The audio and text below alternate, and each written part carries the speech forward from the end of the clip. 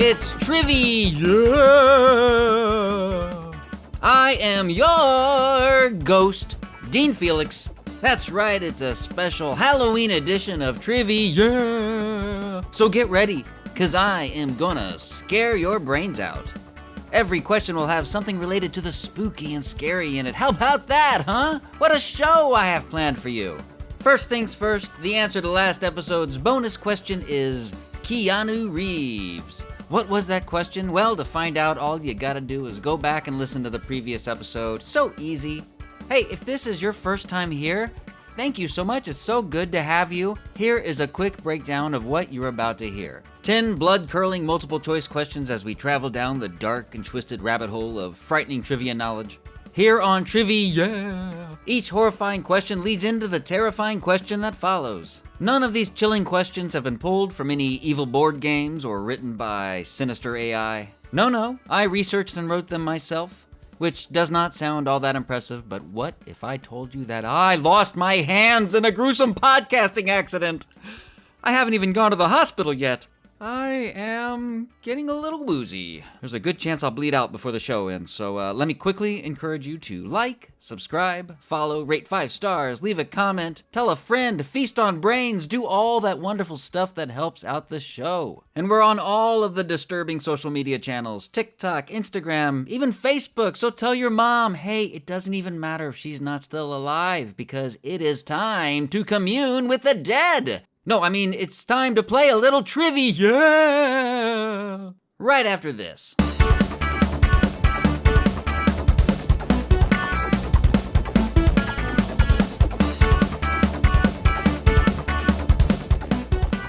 Welcome back to TRIVI-yeah! I'm Dean Felix. Halloween is on a Friday this year, so the bars will be a-poppin', but I will be home, dressed as a huge loser. I've always felt the pressure to put together a good costume overwhelming. But now that I declare myself too old to party, I don't have to worry about it anymore. Which is good, because everybody cosplays now, so the costume bar has been raised way too high. And I've always been a low-effort costume guy, because, you know, I'm lazy. One year when I lived in LA, I went as Dwight Schrute from The Office. Very easy costume. I just parted my hair down the middle, put on some large reading glasses I got from the drugstore, and I wore a mismatched tie with a button-up shirt. By sheer chance, one of the actual costumers for The Office was at the party that I went to. I'm not even kidding. This woman I'd never met came up to me and said, "I know who you are." It took me a minute to figure out she was talking about my costume. Anyway, she explained who she was and said that she liked my costume, but then she went into extreme detail about all of the little things that I got wrong, which were, I remember a lot of them, but I can't remember what those details were, so I just mostly remember that she liked it. And even though I'm not a big Halloween guy, I do really love watching horror movies. I love getting the willies, being scared, freaking my bean. I'm more into psychological horror movies than those movies with like a lot of jump scares in them, and I don't really like Catholic horror films. I'm not Catholic. I don't care. There's too many of those movies. Guys, less Catholic horror movies, please. And I'm not wild about gore either. A little gore is fine, I guess, as a treat. It sounds like I don't really like horror, but I do. I watch basically all the horror films out there, it feels like. One glance at my streaming suggestions will prove that the algorithm thinks so very little of me. Oh, here's some terrible crap. I bet Dean will like this. No, Dean will not like this, but Dean will watch this. Give it here. Yep, that's terrible crap. As for horror movies that I do like, there's one streaming on HBO Max right now. It's called Talk to Me. It's an Australian horror film about a severed hand that allows you to contact spirits when you hold it. Now, one of the things that I really like about this movie is they don't bother explaining the hand. There's no heavy lore about whose hand it is or how it works. The filmmakers are just like, hey, check out this spooky hand. Cool, I'm in. And the movie's great. I won't get into the plot or anything. There are jump scares in it, but they're earned. I think it's okay if you know the jump scare's coming and it still gets you. I think that's cool. Maybe I like jump scares. Oh man, I need to reevaluate. I'm such an unreliable narrator. Oh wait, that's a good costume though, the talk to me hand, right? So all you need are black pants, black shoes, black nylons or pantyhose, whatever, to cover your head, one black glove, and a long-sleeved black t-shirt with one sleeve rolled up. There you go. There's a free, low-effort costume idea for you, courtesy your boy Dean. All that's left is to go to a party and run into the prop master for Talk to Me, who can tell you everything that you messed up. It's time for question one. Time for question one. It's time for question one. Time. The severed hand from Talk to Me is embalmed, which makes it a lot easier to carry around on your backpack without making a big mess. Embalming forestalls decomposition and is usually done to make bodies more viewer-friendly at funerals. The ancient Egyptians went a step further with their embalming, creating mummies by removing all the moisture from the body, making a real dry guy that does not easily decay. They would also remove almost all of the internal organs and preserve them separately, placing them in jars to be buried with the mummy. But there's one internal organ that they would leave in the body because they believed it would be the most needed in the afterlife. What organ is it? A. The brain. B. The liver. C. The heart. D. The stomach.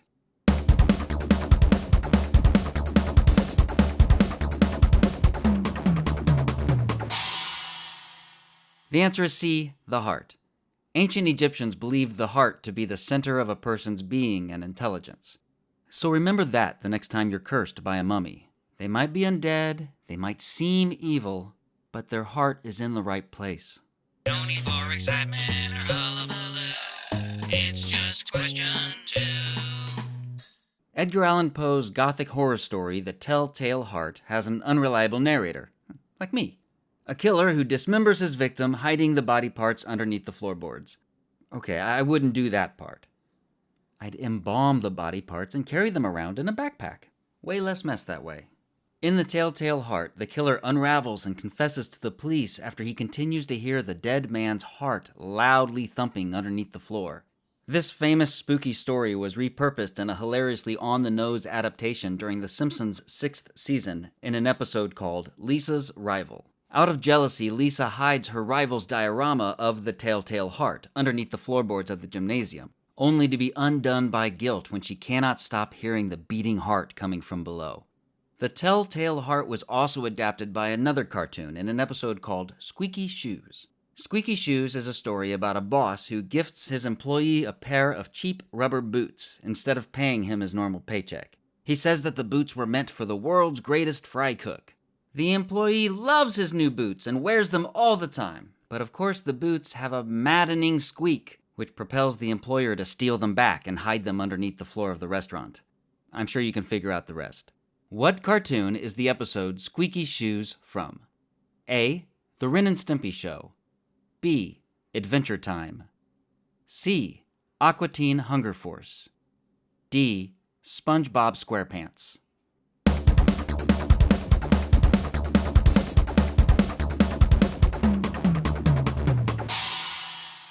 The answer is D. SpongeBob SquarePants.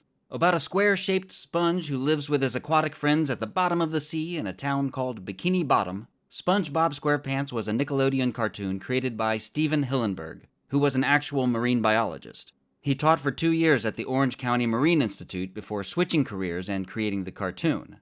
It's like they always say, those who can't teach become Emmy-winning writers. Question 3! Natural loofahs are made from the skeletons of sponge gourds, which are not the same thing as the aquatic invertebrates known as sponges. The sponge gourd is a fruit, and it does not really have a skeleton. I don't know why they call it that, but I'm glad they do, because this is the Halloween episode. Loofah aegyptiaca, oh my gosh, really? Loofah aegyptiaca is its scientific name. Loofah is spelled L-U-F-F-A. And the shell of its ripened fruit has a fibrous, spongy quality that makes it a good tool for cleaning and exfoliation. Nature also gives us another exfoliating agent in the form of igneous rock, composed of solidified lava that rapidly cools, trapping gas bubbles inside of it. What is this common exfoliating stone called? A. Granulite. B. Tacholite. C. Feldspar. Or D. Pumice.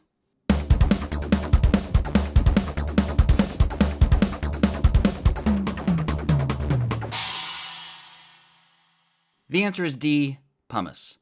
That was probably an easy one, especially if you're familiar with the particularly abrasive hand soap Lava, which has actual ground pumice in it. That soap works. It's hard to have dirt on your hands once you remove all the skin.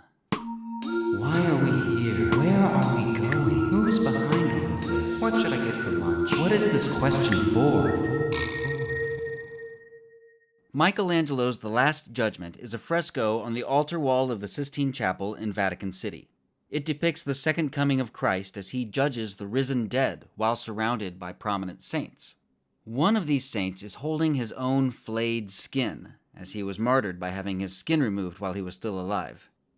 They used lava soap. Have they made a movie about this? Now this sounds like a gory Catholic horror story that I could get into. Anyway, what is the name of the flayed saint holding his own skin portrayed in Michelangelo's The Last Judgment? A. Saint Lawrence. B. Saint Bartholomew. C. Saint Peter. D. Saint Cassian.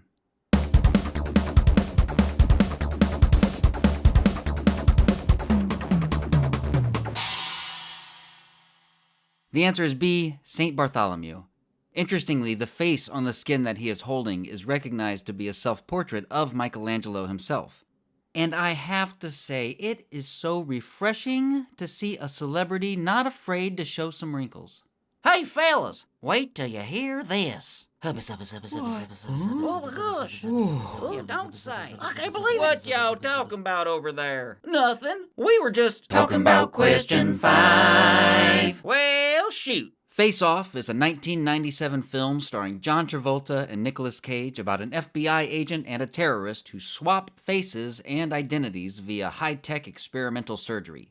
The action-packed film really requires a large amount of suspension of disbelief, but once you get past Nick Cage's performance, the impossible science stuff is no sweat.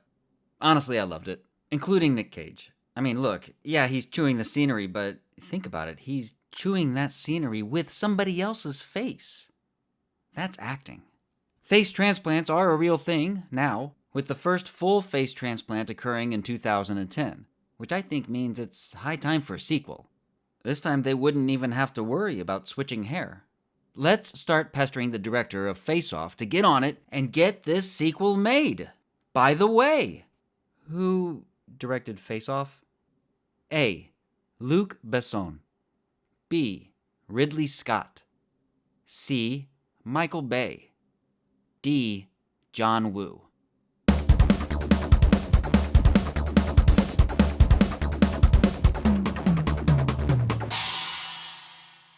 The answer is D. John Woo. The Hong Kong director is regarded as a pioneer of the gun fu genre, and you can see the influence he's had on other Hollywood filmmakers in movies like Kick-Ass, John Wick, and Tarantino's Django Unchained, which replicates some scenes from Woo's 1989 classic The Killer, shot for shot. Imitation is the highest form of flattery. The second highest? Switching faces. Oh, bro. Bro, this is 6, bro. Bro, did you make this? Oh, bro. Bro, this is so 6. Is this your question? Bro, this question is 6. It's not a bad idea to own a cage if you're a werewolf.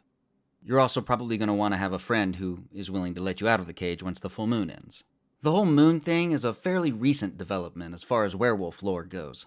In 1589, German farmer Peter Stump claimed that he was given a magical girdle, which transformed him into a wolf whenever he wore it. He confessed to killing and eating 14 children, including his son and 2 pregnant women, while in wolf form. Of course, he did confess to all this after a lot of torture, so, I mean, who's to say, really? He was beheaded regardless. If he did eat all of those people, it's hard to feel too bad for him, even if he did likely suffer from clinical lycanthropy, which is a rare psychiatric syndrome where someone believes that they are or can transform into a wolf. It probably would have been better for everyone involved if he had had ranidanthropy instead, where one believes they either are or can become which of the following animals? A. Frog. B. Cow. C. Cat. D. Bee. B-E-E, bee, not the letter.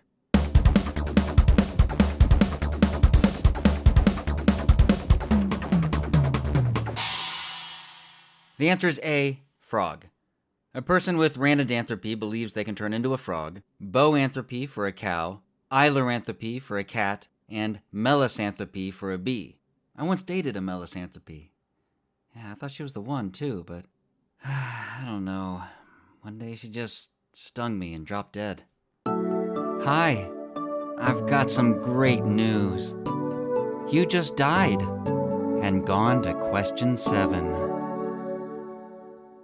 If you kiss a frog, a variety of things might happen. The frog could turn into a prince. Or you might start hallucinating, and then the frog might turn into a prince. And if you choose the wrong frog to kiss, you might die. Like my poor ex-girlfriend Melisanthropy. She was so beautiful. Kind of annoying. Poison dart frogs are small, colorful, and potentially deadly. They're called dart frogs because their powerful toxins have been used by indigenous peoples of Central and South America to poison the tips of blow darts for hunting. Dart frogs don't create the poisons secreted through their skin. They eat a lot of toxic bugs and repurpose their poison for protection. So you really shouldn't be blaming the frogs if you get poisoned. Besides, frogs cannot consent. Kissing a frog? That's assault, brother. Not all varieties of dart frogs are poisonous enough to kill you. If you're lucky, you'll just experience paralysis, seizures, and/or excruciating pain. But one type of itsy-bitsy, cutesy-wootsy poison dart frog produces enough poison to kill 10 to 20 humans on a single frog. Which of these is the most poisonous frog in the world? A. The phantasmal poison frog. B. The lovely poison frog. C. The golden poison frog. Or D. The harlequin poison frog.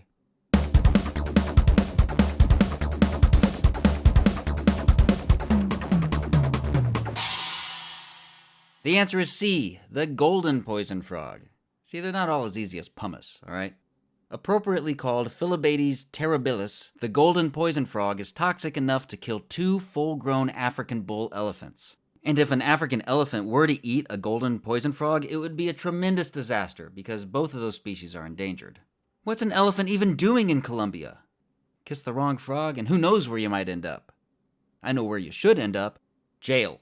Leave those frogs alone. There we go. That's 20 points, plus I used all my tiles, so that's another 50 for 70 points. It's not a word. Yes, it is. It's not a word. It is a word. I'll look it up. Okay. I'm looking it up. All right. I'll show you. I'll show you. You'll see. Oh my gosh, well, here it is. Look, to ask a lot of questions is to questionate. I told you! A phantasm is defined as a product of fantasy, such as a ghost or a specter, which seems a little insulting to those who believe in ghosts. Hey, don't take it up with me. Please address all hate mail to Merriam-Webster. Who doesn't love a good ghost story, though, right? As I mentioned in a previous episode, there seems to be a disproportionately high amount of haunted houses as far as ghosts go, and I think I figured it out. Haunted houses establish a firm setting for the story, making these tales easier to tell and follow. It doesn't have to be a house, though. Stephen King's The Shining takes place at the remote Overlook Hotel, containing a lot of rooms, hallways, a lobby, a banquet hall, and even a hedge maze to make great set pieces to tell a story loaded with a bunch of different ghosts. Yet all are still contained in one single setting. The hedge maze might just be from the movie. I don't know. It doesn't matter. The Overlook Hotel from The Shining is inspired by a real hotel in Estes Park, Colorado, where many visitors have reported seeing ghosts and other spooky paranormal activity during their stays. What is the name of this supposedly haunted hotel? Is it A, the Stanley Hotel, B, Hotel Monteleone, C, Hawthorne Hotel, or D, the Sayre Mansion?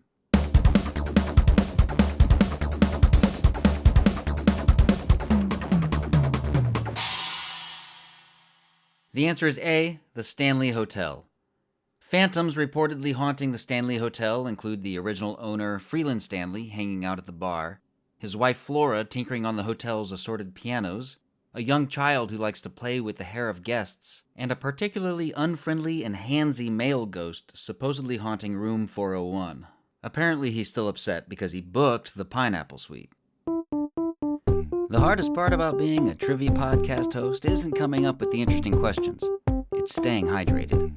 So when I get thirsty, I always reach for a cool, refreshing glass of Question 9. Stanley Kubrick, who directed The Shining, was known for being a perfectionist who took direct control over all aspects of his filmmaking. Every shot in his films was heavily thought through, and this has led fans to pore over his films looking for hidden references and meaning that wouldn't be apparent to a casual viewer.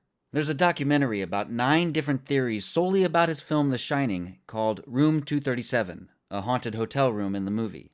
These theories include the belief that the film is really about the cultural assimilation of Native Americans, a confession that Kubrick faked the Apollo 11 moon landing, and that the hedge maze labyrinth is a reference to a mythological creature who can maybe be seen kissing a skier on a poster in the hotel. Stanley Kubrick's suggested reason for making the reference to the mythological creature is that it shares a name with Kubrick's old production company, who produced his 1955 film Killer's Kiss. What creature is this theorist talking about? A. Cyclops. B. Minotaur. C. Sphinx. D. Manticore.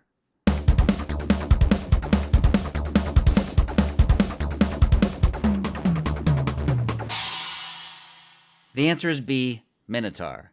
In Greek mythology, the Minotaur has the head and tail of a bull and the body of a man.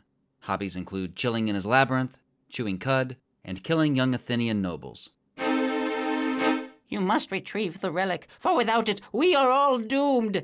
It can be found in the Forbidden Temple in the ancient city of Shun-Ten. So, that would make this, Quest Shun-Ten, then, huh? You know what? Forget the relic. Just leave. If you act fast, you can get a bull mask with a movable mouth from Spirit Halloween's website for $59.99 in time for Halloween. I had to search for bull mask to find it, since their website has no result for Minotaur. I'm not even sure they know what one is, because even though this mask would work great for a Minotaur costume, the description only says it's, quote, the perfect complement for a cowboy couple's costume or for a group of zoo animals. There's an exclamation point if you couldn't tell. If you're still hoping to get a Rumi, Zoe, or Mira K-pop Demon Hunters costume for trick-or-treating this year, you are out of luck. Those have been sold out for a while. Souling originated in the Middle Ages when people would disguise themselves as the dead and ask for soul cakes in exchange for prayers. In the 16th century, guising was practiced in Scotland and Ireland, where kids wore disguises and performed tricks in exchange for treats. However, the modern form of door-to-door trick-or-treating didn't become popular with British kids until the 1980s, when it was popularized by an American film where the characters go out trick-or-treating in costume. What film was it? A. The Goonies. B. E.T. C. Little Monsters. D. Adventures in Babysitting.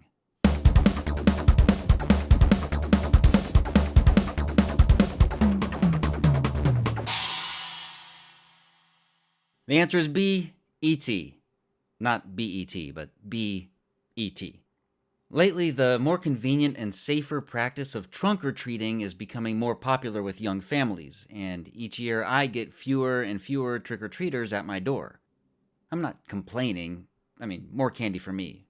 But I don't have any kids, and I do kind of miss seeing all the squeaky little SpongeBobs and terrifying heart-filled mummies.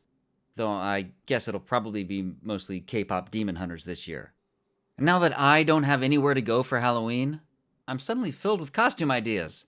Like St. Bartholomew carrying his own skin around. Or a two-sided mask that you can switch between John Travolta and Nick Cage.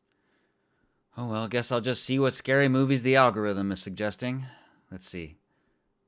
Oh, here's one. It's called Die Alone. Ah, good one, algorithm, good one. You got me. Bonus, bonus, bonus, bonus, bonus, bonus, bonus, bonus, bonus, bonus question time.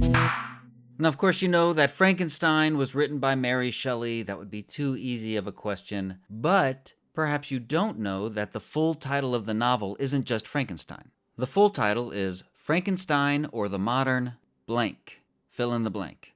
Here's a hint. It's a name, and it's a character from Greek mythology who was a titan who angered the gods by giving fire to humanity. No multiple choices this time. What do you want from me? I already gave you a hint. If you don't already know the answer to this question, feel free to go down your own rabbit hole of trivia knowledge, or you can join me for the next episode where I will have that answer for you at the beginning of the show.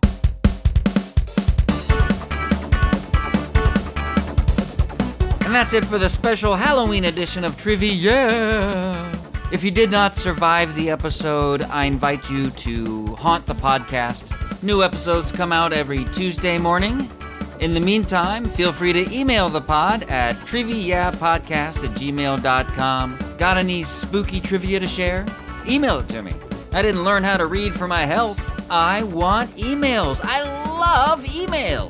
If you haven't yet, now's a great time to smash that like button, follow, subscribe, leave a nice comment, rate 5 stars. Oh, I love 5 stars. Almost as much as I love email. Thank you so much for listening to the show, being here, pressing play. I really appreciate it. If you're going out to party this Halloween, I hope you have a great time. Please stay safe, and I hope to see you here next week. Can't really see you, but I can feel you. TRIVI-yeah is written and produced by me, including all the music that you hear. I am your ghost, Dean Felix. TRIVI-yeah is a quality on production. Ooh.